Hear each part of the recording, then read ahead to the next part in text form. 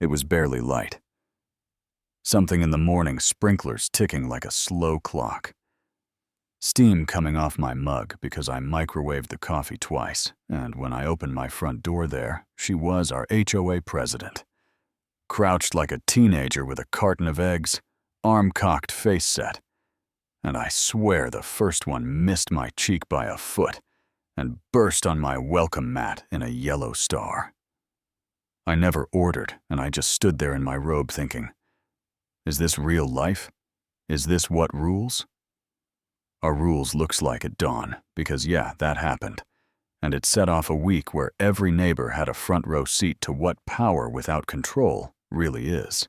My name is Ava Mitchell, 43, mom of 2 financial analysts, who loves a clean spreadsheet and a quiet morning, and we live in Cedar Crest, on the edge of Brookhaven, Missouri, where every driveway curls the same way, and the lawns look copy-pasted, where sameness passes for safety, and the HOA binder might as well be gospel, and at the corner lot with the bird bath that never has birds.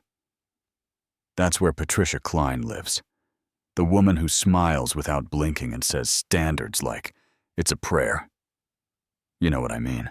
First week I moved in, she handed me a printed palette of approved paint colors, like a wedding invite to conformity, and I said thank you because I was new.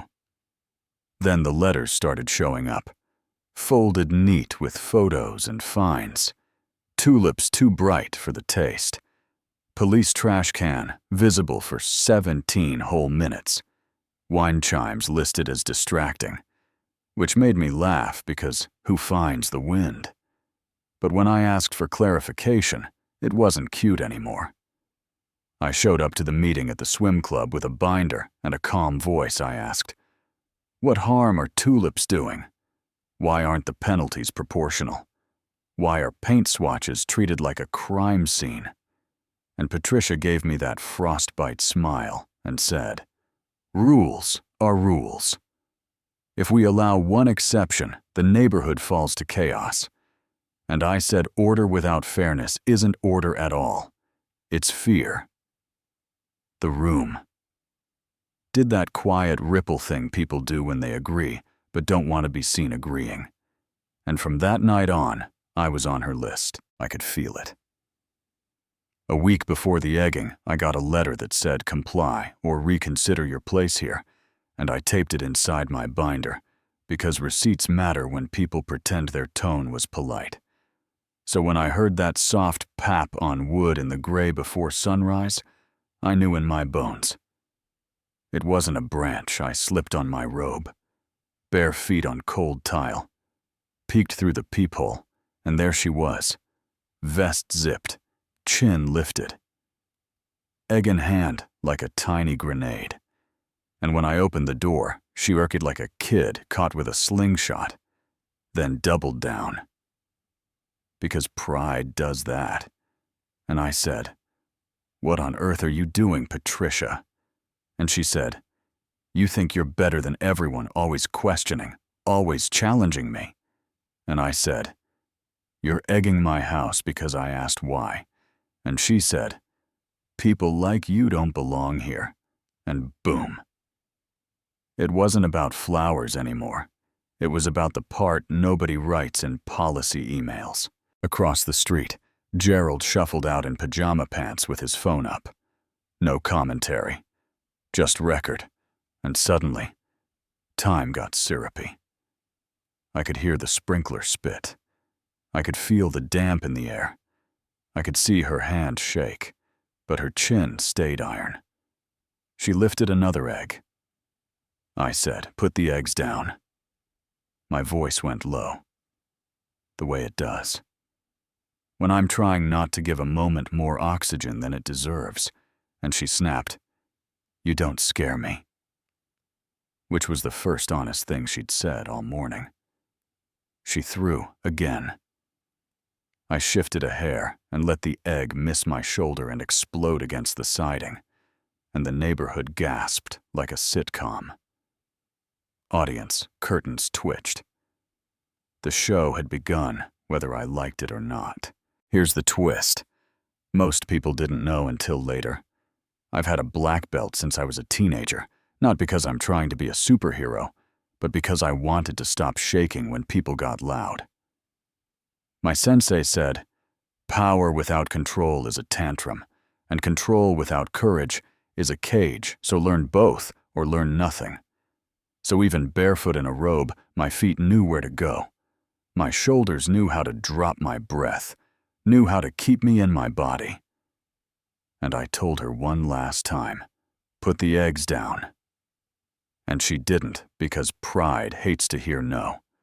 And then the phones kept recording, and the video hit the neighborhood Facebook group by lunch, and then hit a Brookhaven moms group, and then some local news roundup, where the caption read, "Imagine egging a house as HOA president." And my phone buzzed with texts that said, "You okay?" And we saw. And I made grilled cheese and told my daughter we are not in trouble. We are in a story which felt true, and also bigger than I wanted. The next HOA meeting smelled like coffee and chlorine. The board looked like kids called to the principal. Patricia sat with her gavel. "And that don't test me. Smile." And she opened with, "We'll keep this brief and..." Trevor in the back said, "We're not keeping anything brief because we all saw the video." And Patricia said, "Personal matter." And he said, "It happened on a member's porch while you were president. That's not personal. That's policy with egg on it," which made half the room choke back a laugh. And when I spoke, I kept the volume low. Because low carries, I said. "We're talking about leadership and..." Patricia finally let the mask slip and said, "You've been a thorn since you moved here, always questioning authority." And I said, "Authority earns respect. It doesn't demand it." And the room did that quiet ripple again. And the secretary said, "Process requires a formal emergency session for leadership concerns," which is legal speak for buckle up. 2 days later, she walked onto my lawn in broad daylight, while I unloaded groceries, color high in her face, breath coming sharp, and she said, "You humiliated me." And I said, "You did that yourself." And she stepped too close, raised her hand a few inches, like she wanted me to flinch. And I set my feet, dropped my shoulders, and said one word, "Hunt." And that thin little word cut the afternoon clean. You could hear Gerald's phone start recording, because muscle memory is real, and you could watch her hand hover. Then all in the crowd let out that breath they didn't know they were holding. And the second clip went online with a title someone gave it. Calm versus chaos. And yeah, the internet loves a neat frame. The emergency meeting was standing room only. Phones out the board, President. Robert adjusted his glasses like 3 times in one sentence. The secretary read the complaints.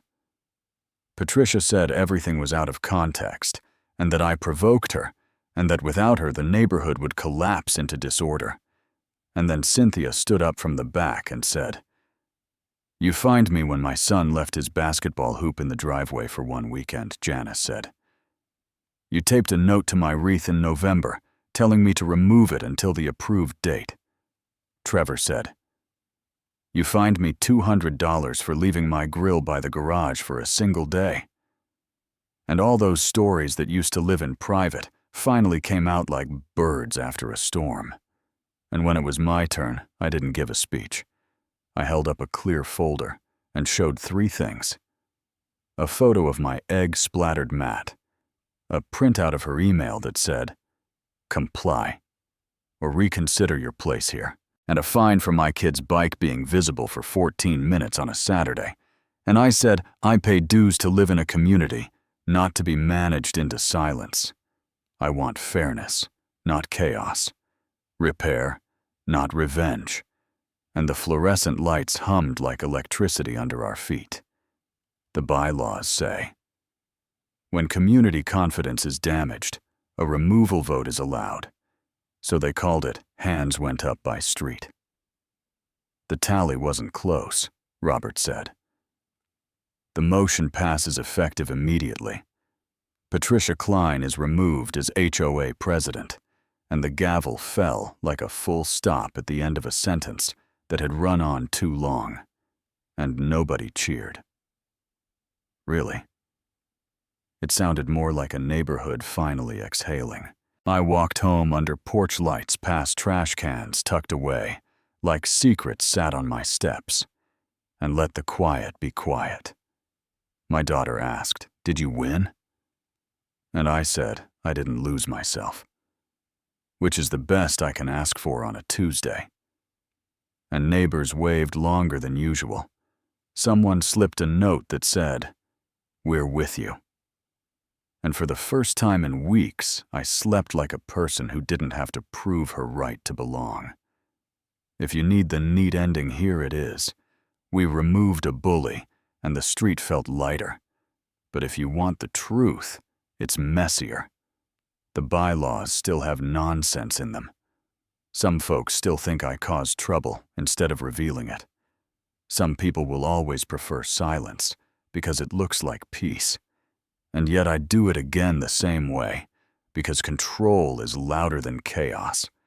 When you hold it steady, because rules are supposed to protect people, not punish them for living. Because authority without accountability is just a costume, you know what I mean. So tell me how it lands with you. Where's the line between order and control where you live? Have you seen rules used like a weapon or a shield? Would you have opened the door at dawn and said, "Put the eggs down"? Or would you have yelled? Or shut it and called the cops?